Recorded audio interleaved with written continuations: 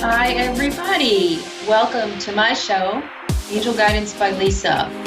And I am a psychic, I am a healer, I'm a medium, and I love to teach about all things spiritual. And so I'm broadcasting today, and we're just 2 days past the Super Bowl here in the United States. And my hometown team won the Super Bowl, the Kansas City Chiefs, and it was the first time they won in 50 years. And so what's interesting is then the Lamar Hunt Trophy, which is named after the founder of the person who founded the Super Bowl itself, was the owner of the Kansas City Chiefs. And so he has long since passed away, actually about, over 15 years ago now. But the Super Bowl trophy has come back to its original home. So I think that's pretty cool. And we have a lot of really great players on the team who seem to be very spiritually minded. I noticed they all, at least most of them, were on their knees praying before the game. And that wasn't just the Super Bowl, that's been happening. They also, many of them, like to volunteer their time and support animal charities and veterans and the homeless. And so I feel like in anyone's life, when we give of service to others, we are serving spirit, no matter what religion that looks like or what spiritual faith we have. We are still serving spirit. And the universe and spirit honors us for that. And so when we give out, we also receive. Now, we're not giving to receive in particular, we're giving to be of service because we are all one. And when we give to help others, we receive help ourselves. So I just want to congratulate the Kansas City Chiefs and pay attention to these guys. You're going to be hearing more from them in the next year and on. So this is the first week of February. Happy February. It's the month of love when we celebrate not just romantic love, but also just the love and compassion we can extend to others. And this month, I'd like to give you your abundance reading. And these are just ideas and predictions and information you can get behind that will guide you through the month of February and help you with your manifesting of abundance. Abundance can mean money. It can also mean having wonderful friendships, relationships. It can mean attracting into your life the things that make you feel good, prosperity, and love. And so what I'd like you to do is just decide right now that you want to receive this information and intend that this information that I am able to give to you now is going to serve your highest good. And I'd like you to decide if you're going to choose letter A or B right now. So take a deep breath in, release it, and what letter pops in your head, letter A or letter B? Whichever letter it is, go with that letter. And right now, you're going to receive your abundance reading. So if you chose letter A, I'm going to select some cards. I use multiple decks of cards. Now, cards in and of themselves are not magical, okay? Cards are really cool. I love cards. I have probably over 50 decks of Oracle and Tarot cards. Now, I use the cards because it helps me communicate with my higher self and also my guides and the universe. So the first card I drew for letter A is called Dreams of Abundance. And so this is the little informational message you need to hear if you're letter A. As you sleep, God, your angels, and your higher self are giving you divinely guided ideas, answers, and solutions. So you know how you go to sleep at night and sometimes you're worried about something or you have a concern? Well, ask before you go to sleep for some clarity on the issue. That means to be shown a clear way. And so be sure to write down your dreams when you wake up. And they may contain valuable insights for you in terms or regards to your question that you asked the night before. Some people say, well, Lisa, I don't dream. Well, actually, you do. Everyone dreams. We don't all remember our dreams. So what you want to do, if you really want to cue up to try to remember your dreams, I'm going to give you a couple tips for that. They're things I use and I suggest to the people I work with. So the first thing is, if you want to dream and you want to remember your dreams, if you drink a lot of water before you go to bed, so you have to get up and go to the bathroom in the middle of the night, what that's going to do is make you wake up, stand up, walk to the bathroom, and then come back and go to bed. And when you do that, what's going to happen is you're going to fall into a light sleep state, okay? And this light sleep state is going to be where you can remember your dreams, okay? You're going to start seeing images and hearing things in your head as you're dozing off. And that's where, if you pay attention, you will notice that. Try to remember those things if you can. Okay, another way to remember your dreams is to set your alarm earlier than you normally get up. Let it go off and then turn it off. Okay, after it goes off, turn it off and go back to sleep. Once again, you'll go into that slight sleep state and you will remember or start to see images or hear things or feel things. And those are dreams trying to come in. Pay attention to that. Okay, the next thing I want to tell you about for letter A is something you should work on, all right? And it's to surrender defensiveness. Now, what is defensiveness? Well, defensiveness is when you are resistant or pushing back to new ideas. And what causes that? Well, fear causes that. And fear is always rooted in something that's not real. So when you are totally connected with yourself, when you understand that you are always being guided, and that if you listen to the truthful, honest, positive voice inside, you're going to be guided in the right way. So if you want to communicate in a more empowered way, stay centered. Listen to what people are telling you. And then when you have the opportunity to respond to them, do so in a way that's not judgmental. Do so in a way that's not going to trigger that other person into some kind of conflict. Well, the reason this connects to manifesting is because when you're off balance, when you're reacting to situations, when you're pushing forward your ideas in an aggressive way, you're also pushing away the flow that's coming to you, the energy, the love, the abundance. And so that's why it's important to stay balanced to receive your highest good. So those are a couple things for letter A. Remember your dreams, see if you can spark your dreams into action, and surrender defensiveness. Decide that you're going to try to stay in balance. Okay, for the next letter, B, we're going to draw a couple other cards here, and let's see what we get. So for letter B, for you to kind of follow along for the month of February to see what blocks you may have in terms of receiving your highest good and your abundance and manifesting what you really want. So this is the first card for letter B.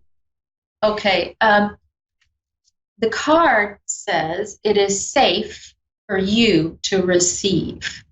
Now, what does that mean?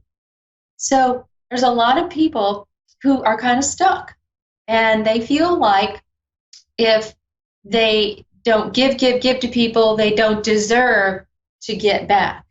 Or they feel like they are always going to be on the losing end of things. Kind of like the glass half empty idea instead of the glass half full. So what you want to do is allow yourself to receive, like receive, hold your hand out, receive, have it come into the open hand, receive and take in. When your fists are closed, when you're resisting your highest good, you're pushing it away. So the more resources you have available to share with others, the more you can receive. So start giving of yourself. To give is to receive. Start offering, even if it's just a helpful ear to someone. Listen to their problems. Receive that information. Allow them to unburden themselves with you. That is really giving to someone. Someone may really need that. Open your arms to receive. Open your hands to receive. Be a conduit for the good coming to you. Because when you allow yourself to receive, you can bless the world. You can give unto others. It's a big flow. It's a circle. We're not stuck in a pattern. We can step into the flow and give and receive. Okay, so the next card we're going to draw for February, and pay attention to what this is. Surrender stress. Okay, so when we're stressed out, we are usually in a fearful state. We're worried about something. We feel like something is not going to go right for us. We tense up. We might be remembering something that happened in the past that makes us feel like something right now or in the future is going to be the same way, and that's not the case. So how do we surrender stress? We breathe. Okay, so you want to take a deep breath in and then exhale the tension. You want to also let the stress go in and out. So breathe in peace, exhale that tension or that stress. That's a good little mantra to get into. Breathe in peace, exhale stress. And when you do that, you're going to be rebalancing your body, rebalancing your energy. And it's all about energy, ladies and gentlemen. Everything we do is connected with energy. Everything we are is energy. If we are feeling off balance, out of whack, stressed out, resistance, angry, any of that, are we going to receive our highest good? No, we're going to block it. We're going to push it away. That's why people talk about in spiritual courses and trainings about balance, about becoming centered, about sitting in awareness. Because if you can't get to that point, if you're not trying even, or even giving yourself the opportunity to sit in a peaceful awareness, it's going to be really challenging to achieve and to manifest the goals and visions you want. So please just try to stay balanced, breathe in and out, release stress, and stay in peace. And that's your February abundance readings. Very simple advice, sometimes challenging to do. Okay, so I'm going to take a couple callers, I think today, and right now I have Tiffany in Quail Valley, California on the line. Hey Tiffany, how are you? Hello, I'm good. How are you? I'm doing really well. Tiffany, how are you today? How can I help you? I'm good. I just have questions. My mom died 7 years ago. I just need to know, does she know she died at my house? Okay. We didn't do an autopsy or anything like that. I just want to make sure Make sure she's okay? Is that what you're asking? Yeah. Sorry. Okay. So what I'm feeling, this is interesting. I feel like she's coming into my presence. Let me see if I can connect with her a little more clearly.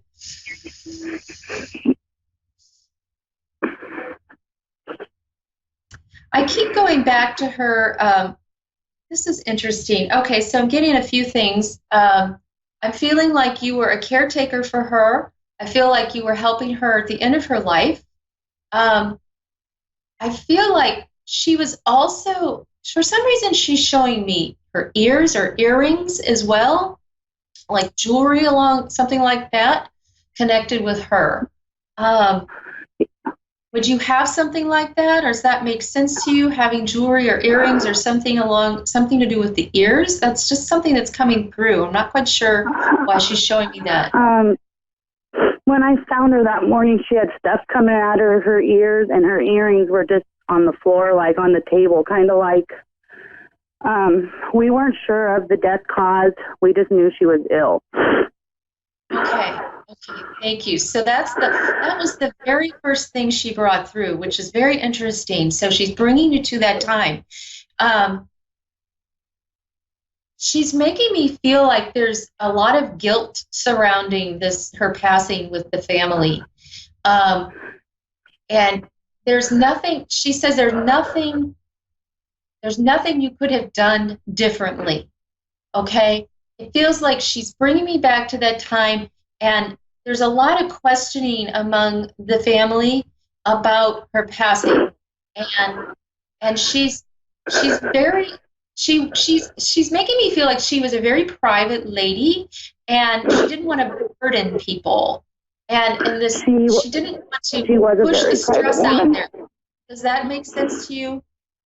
Yeah, she was very private. After she passed away, we found out that she did have some kind of cancer in the brain. She just didn't tell any of us. She had cancer in the brain? Okay. Yeah, and just didn't tell any of us. I'm sorry, the last thing you said? She just didn't tell any of us she was sick. I see. Okay, right. That's where the privacy comes in. Also, I'm feeling also like there was some times where she was affected a little bit mentally with this, where there was this, I feel like she really struggled with this whole illness. She didn't want to be a burden, and it just, it bothered her so much. I feel like she was almost like there were two sides to her. Was she acting a little differently before she passed? Would you understand? Yeah. She acted like... She demanded that I flew her out to Arizona to visit me the first week of February. I flew her out February 11th. February 13th is the morning me and my daughter found her. Okay. So this was her way of connecting with you before, when she asked you to fly her out there, and that was unusual for her, right? It was something she would never have normally acted like. No. Okay. So, this is the thing. She's coming in now because she's sending you her love. She wants you to understand that she had her. I feel like she's a stubborn lady too at times. She makes me feel like she could be very stubborn, and I feel like that. Yeah. There was no changing this woman. Your mother was very set in her ways, and she's trying to remind you of that, okay? Oh, yeah, when she came to visit, she wouldn't even sleep in the bed in my daughter's room. She refused to sleep in my daughter's room on her bed. She refused. She said, no, I'm going to sleep on your couch. And she slept on my couch, and 2 days later, she died on my couch. Okay, sweetie. I know. She's coming through for a couple reasons. One, she wants you to understand that she was not trying to make you upset, but she had to be with you. Okay, she had to be with you during this time. She knew something was happening. She knew what was coming. Okay, and this was the best way she could have done it. Like she didn't want to leave you far away and not be near her at the time of her passing. She was also very frightened, all right? She was very scared of what was happening to her. And some of this also was connected with the tumor in her head. It was affecting her brain. And so some of this that was happening to her, she was almost was out of her control, okay? She didn't know how to handle it. So she handled it the only way she could, which was to be her usual stubborn self, to just be herself. And that's what is coming through, is that she had to be herself. She had to, she just had to come forward. She had to demand this from you, as you said, because she didn't know any other way to handle it. And she wished she could have had this peaceful way of passing, this kind of thing where everyone gathered around and were able to be with her and hold her hand. But she said it just wasn't meant to be that way. She also didn't want to see her pass, like right at that time. She felt like this was the best way to depart. All right. It was very shocking for you to find her, and she apologizes for that. But she's wanting you to know that she still loves you are you dreaming about your mother? Have you had dreams about her? I'm feeling like this is happening. All the time. I have dreams about her. And then also I have dreams of my husband's grandma lately. That's another reason why I've been reaching out is I've been having dreams of sitting by my husband's grandma's bed and just crying. Okay. And I don't know. So your husband's grandmother, you didn't find her though, right? You didn't No, find she's her. still alive. Like, she lives next door. She is sick, but I've just been having dreams about her. I do help take care of her. Okay. She is on hospice. I do help take care of her, but I've just been having dreams of sitting next to her bed crying, and then I have dreams of my mom, and so I don't know. Yeah. Okay, this is what I'm feeling with this. So you're having a little bit of post-traumatic stress related to this whole thing. It's bringing up memories of finding your mother, caring for your husband's mother, okay? It's bringing up those memories. And so they're coming up for healing, all right? They're coming up for you to release. The other thing is I'm feeling like your mother is also coming into these dreams to let you know that she will be there at the time of passing, all right? And so it's not going to be the same circumstance that you went through with her, all right? Because now that I'm understanding this, it's like she's going to step in and help with this lady who you're helping next door, your husband's mother. She's going to help her cross over. Now, does this lady you care for, does she talk about seeing those in spirit, or does she talk about seeing anyone on the other side or people who aren't there? She doesn't say really, but I did tell her about my dream, and she was like, huh? But like, nobody's around, like not her, nobody. I'm just sitting next to the bed by myself. Okay. And I asked her, and she just said that she doesn't feel anything or hear anything. Okay, that's all right. So I think, the thing you're doing the best right now is being her rock. What's happening here, and this is so interesting to me. Your mother is showing me that you're doing with this lady what you would have liked to have been able to do with your mother. Would you understand that? Yes. Right. You would have liked to have been in this circumstance, to be able to sit there, to help her, to be the lady, to be the daughter to her that you wanted to be, to sit next to her bedside, to hold her hand, to do these things. And you were not allowed that opportunity just because of the nature of how your mother passed, okay? But this is your opportunity to do that now for someone else, okay? And so on another level, on a healing level, all right, this is going to help you heal from the trauma that you missed out with, with your mother, okay? Do you understand what I'm telling you? That this is a way for you to heal by assisting and helping and loving and caring for and showing compassion to your husband's mother. That's what's happening here, right? And so your mother is stepping in, and this is how she is able to help you heal. She is bringing, it's like, she's like, almost like a guardian angel for you, okay? She's helping you heal in this way. And that's the whole, that's the circle, the complete circle she's allowing you to have with this other lady. You're not going to have the same traumatic experience. And what's going to happen is that when your husband's mother passes, at whatever time that is, you're not going to be faced with that trauma like you were with your mother. And that's where you will heal. That's where you will understand that you were able to help and assist and hold the space. You know what I mean by hold the space? Yes. Hold the space, okay, right, of love and non-judgment for this woman who's passing, who's in hospice, whose life force is starting to leave her body. And that is a beautiful thing that you're doing. And I was just talking about giving to receive. You are giving of your soul, your love, your heart to this woman. And in turn, you're healing that trauma you had when you found your mama, okay?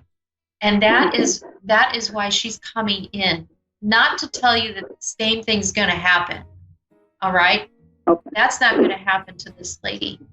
Okay? And so you're not going to, I feel like you felt like you failed your mother.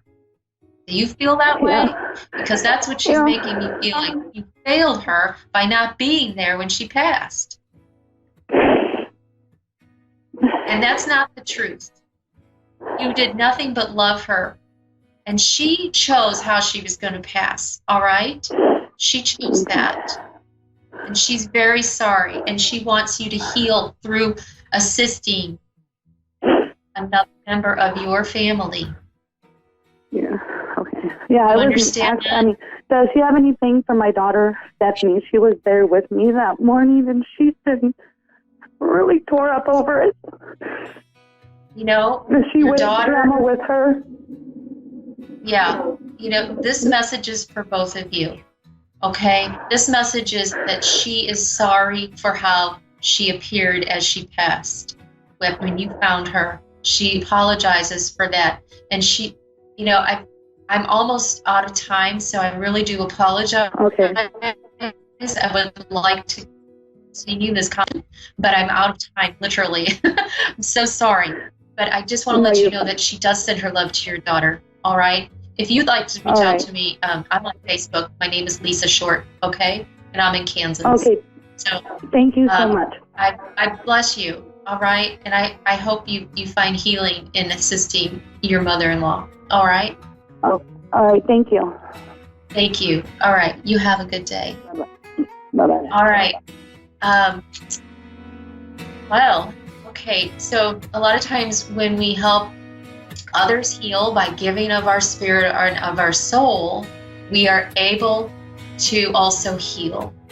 All right. So what we give, we receive. And that's the message for today. I hope you all have a wonderful February. I'll see you next week and have a good day. Bye-bye.